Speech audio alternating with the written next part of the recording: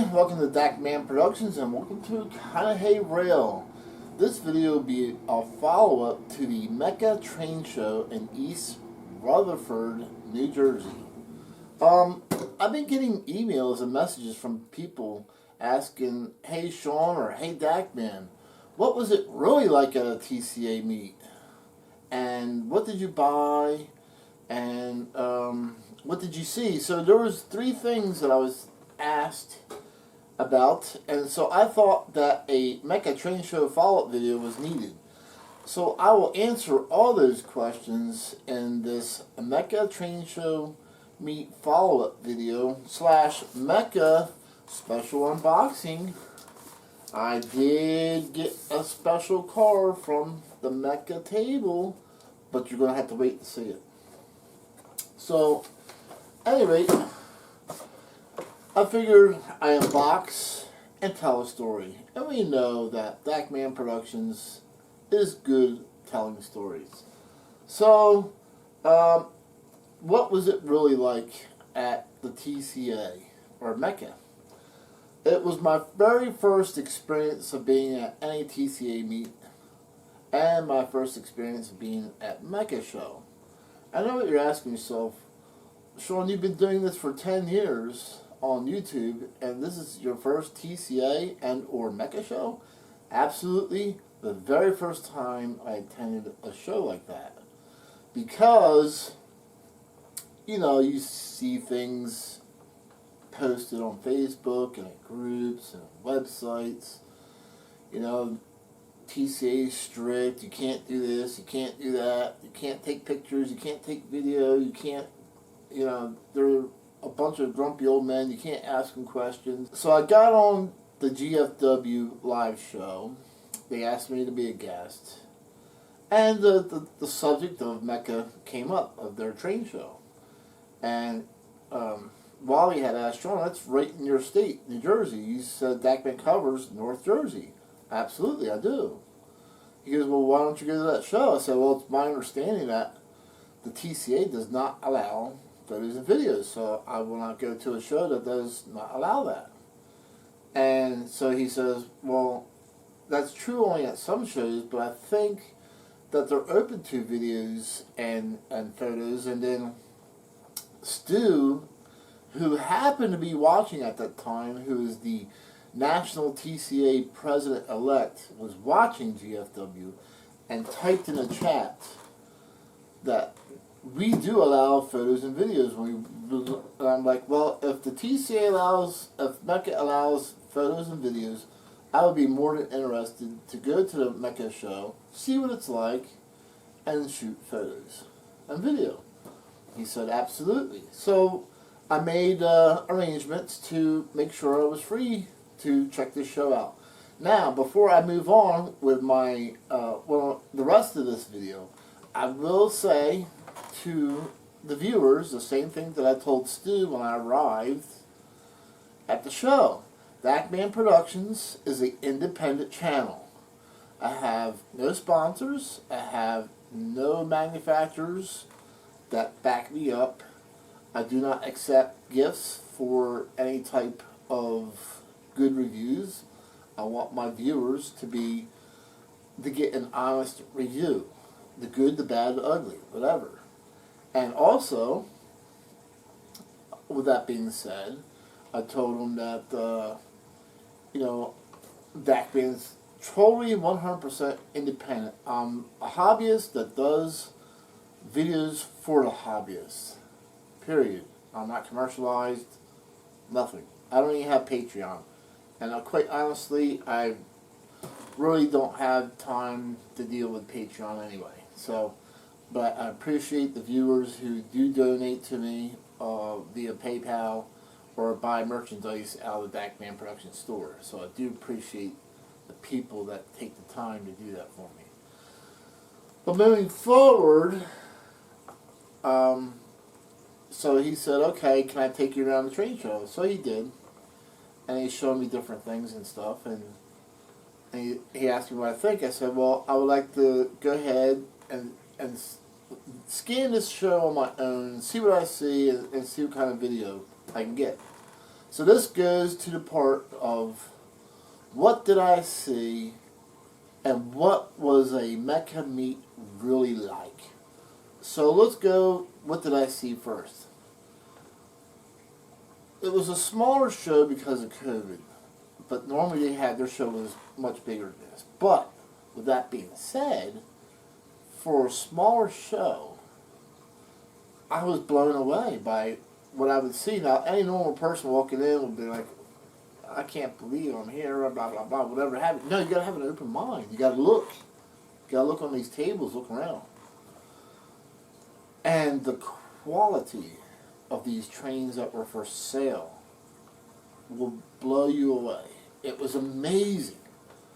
Now, I've been to a Greenberg show, which like 4 or 5 times of a METCA show. But here's the difference between that I've seen a Greenberg show and a METCA show. So when you go to a Greenberg show, you'll see a lot more, but you're seeing trains that are bought out of collections, bought out of estate sales, not taken care of. You know, they're kind of battered, beaten, dusty, weathered. You know, they're not in very good shape. No boxes. You know, you're looking at run-of-the-mill trains, and they're asking big prices. I'm not saying everything from Greenberg is that way, but there was, as far as post-war and a lot of older used trains, it seemed like that way. Whether it's pre-war, post-war, standard O, I mean not standard, standard gauge. It seemed like a lot of stuff wasn't really something I would buy or even consider buying or looking at. But the difference is, so the Greenberg train shows have trains mainly by what I call third parties. You know, there's somebody who buys a collection out. There's somebody who buys an estate sale out. They're just some kind of third party who buys trains and resells them for a living. However, at METCA, the trains that are being sold there are being sold by a hobbyist like you and me.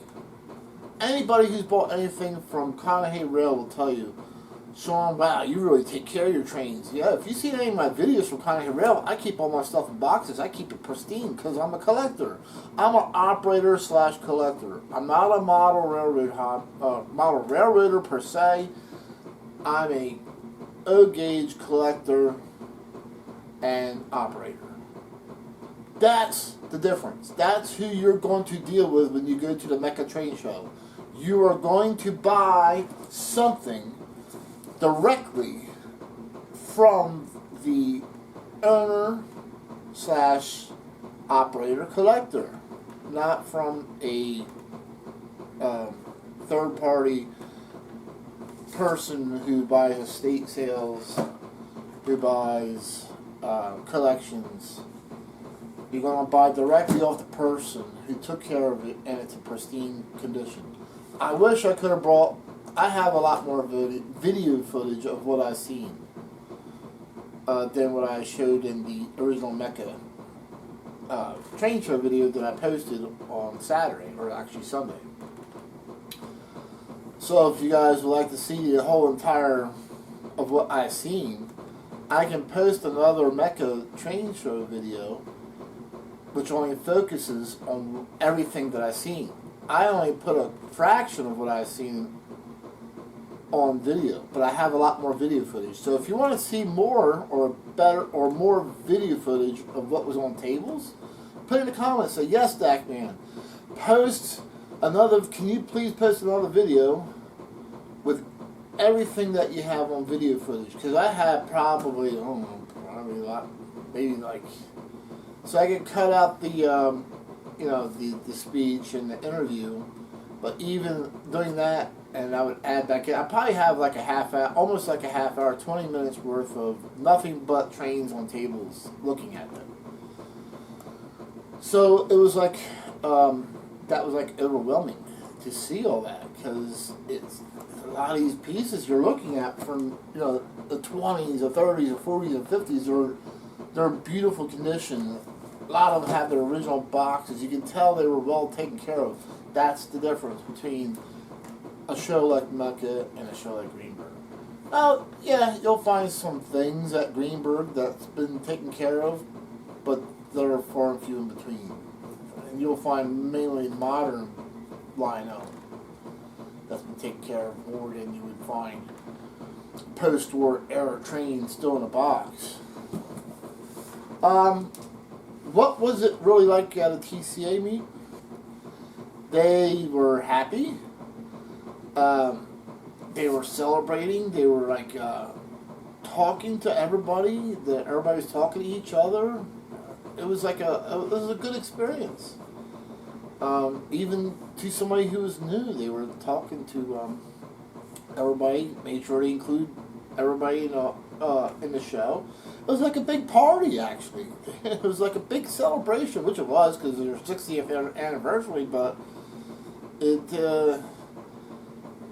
talking to Stu one-on-one, seeing what I saw, people being happy, people interacting, the TCA members talking to everybody, answering questions, whether they thought it was dumb or not, in respect to the person. Because let's face it, there's sometimes the one thing that I always hate is, somebody asks a question to a person who has like 20 or 30 years experience, like, hey, I got this question, blah, blah, blah.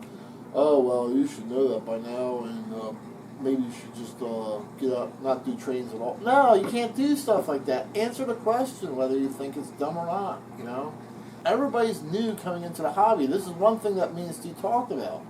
It's like we all started from knowing hardly anything. And then we grew ourselves to know what we know now. And so let's pass that on to the next generation or next set of people. And that's what they're willing to do.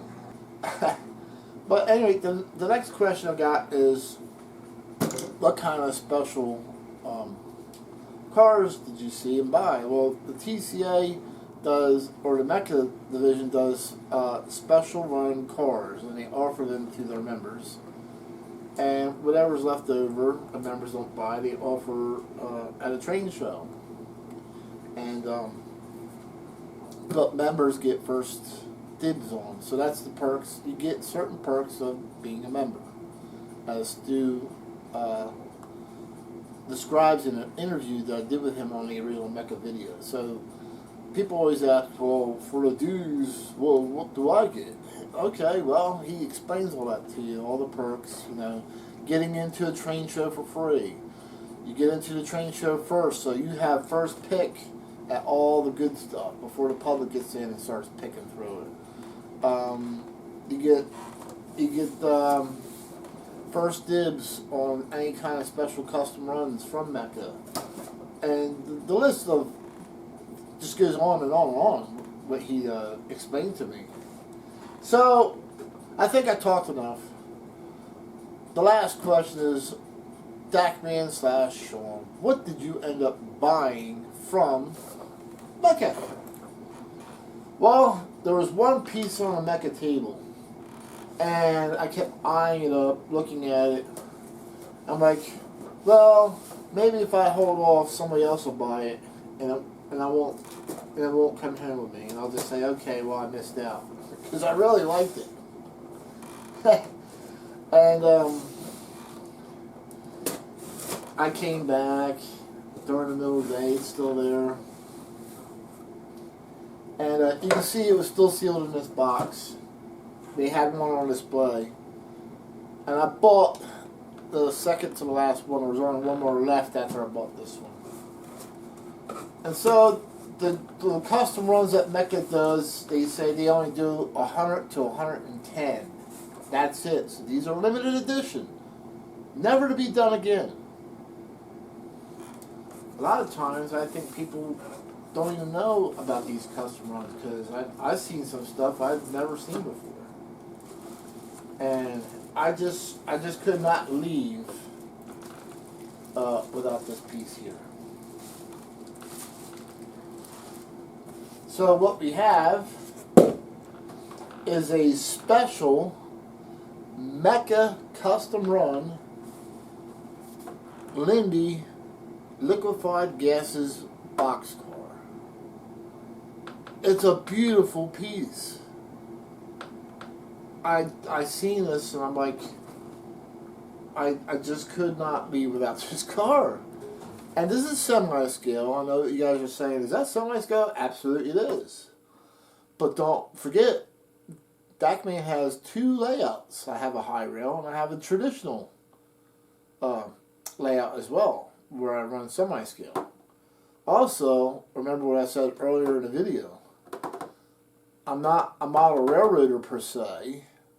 I'm a O-gauge operator / collector. So I have trains that have still yet never made it to any of my videos. So I do have a small collection that I like to have and collect. I don't show everything off that I own, but... So you'll notice the first thing about this box, there's an American flag on here. If you look in the corner, it says made in the USA. And let me read what it says here. Made of US and imported parts. So basically, these are assembled here in America. They're made with a lot of American parts. And I believe it's the trucks that are made overseas and the rest of the car is made here. Now, these are pad printed and painted here, I believe, but don't quote me on that. But METCA likes to offer stuff or trains that are made in America. So that's another thing that they're trying to do. They're trying to keep everything domestic as they can. And also, being American made, they can do limited runs. So with the company, with doing the American made, they can limit their runs to 100, 110. If they went overseas, then they would have to do a minimum run of 500. That's the minimum quantity in China, is 500 pieces. So whatever Lionel or MTH or any of them other ones that they make, they have to make at least 500. So we'll get this out of the box and we'll do a review and we'll talk about it. I'm excited for this. Okay, so we have our special custom run METCA Lindy Union Carbide boxcar on the track. This boxcar features die-cast trucks, operating knuckle couplers, operating doors. So the doors actually slide open and closed. And I know what a lot of people are thinking. They're thinking, how can a boxcar haul liquefied gases? Well, there's a couple different ways you can do this. Such as Freon could be hauled in like 5-pound bottles, which is sold to individual stores for resale to shops that do AC work. There's other types of Freons that are used for air conditioners and so forth and so on that's needed. The second way is that Lindy actually had boxcars with a tank body inside of them, which was pretty interesting. When I asked you about that, they were thinking about doing that, but the problem was that particular piece could only be made in China. He wanted to keep it here, made in USA. So they decided to just to do the boxcar, but I think it's a wonderful piece. And I just couldn't walk away without it. And Lindy is a real manufacturer. The graphics are pretty accurate for the Lindy paint scheme if you go online. Like I said, they have die-cast trucks with the springs in them, operating knuckle couplers. Now the trucks do seem to have a mix of die-cast metal in them with a little bit of plastic. So the side frames are die-cast with springs, die-cast coupler, with the centerpiece being like a plastic. Okay, we have a Lionel MPC error number 9733, Airco industrial gases, and this is what I was talking about. A lot of times, and there you go, you can see there's an actual tank car body inside of the box car. So that was something that Lionel has done or made a run of. And this is a special edition car as well, something that I have not shown before this video. This is an 1979 LCCA car. So this is also a special custom run that was offered. But this one actually has the tank body inside. And that is, believe it or not, prototypical in a way.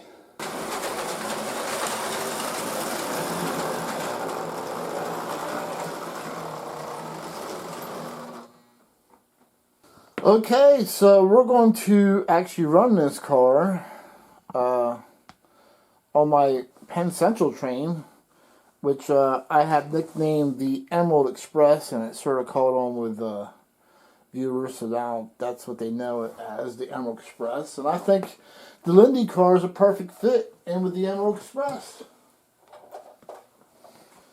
So I'm putting this car on, we'll see how it couples up.